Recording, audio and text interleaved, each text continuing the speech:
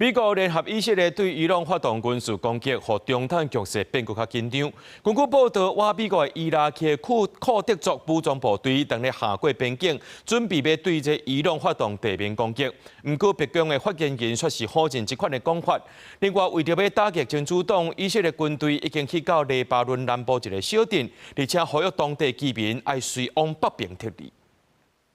美国甲以色列联手对伊朗发动军事攻击，冲突的强度继续升悬。根据美国甲以色列媒体报道，数千名亲美国的伊拉克库德族武装部队当提由美国提供的小型武器，要为伊拉克划过边境，准备参与对伊朗的地面攻击。美国甲以色列想要搁另外开一条战线，用来分散伊朗安全部队军力。根据美联社报道，伊朗境内的库德族早就想要杀倒即卖的政权，所以美国总统川普透过甲伊朗参伊拉克库德族领袖通话，寻求军事支持，只是伊朗西部的边境哨所、行政建筑甲通信塔台遭到严重破坏，目前无法度判断是美国以色列也是双方共同发动的攻势。不过，川普联合库德族的消息，刷造着白宫发言人刘维德否认。刘维德讲，目前川普当咧积极思考的是，这场冲突结束了后，美国伫伊朗所扮演的角色。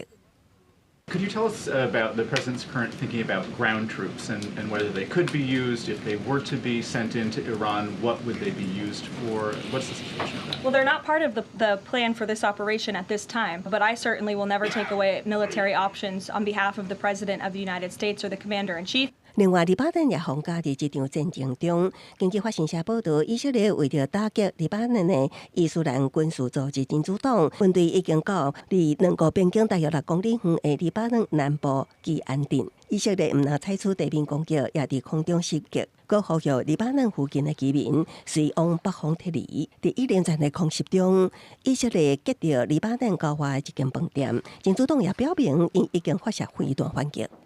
نحن معنيون أن نواصل الدفاع ونسقط أهداف هذا العدو الإسرائيلي الأمريكي وأن نثبت على موقفنا الرافض لمشاريع العدو. 这几个月来，黎巴嫩的政府军伫美国甲其他国家的支持之下，当地黎巴嫩南部也都是真主党的地盘部署兵力。虽然目前也无清楚黎巴嫩的政府军敢是有能力来对抗真主党，不过以色列甲真主党的冲突已经造成70多人死亡，400多人受伤，也有数万人有路无厝无依无法。公视新闻新闻部编译。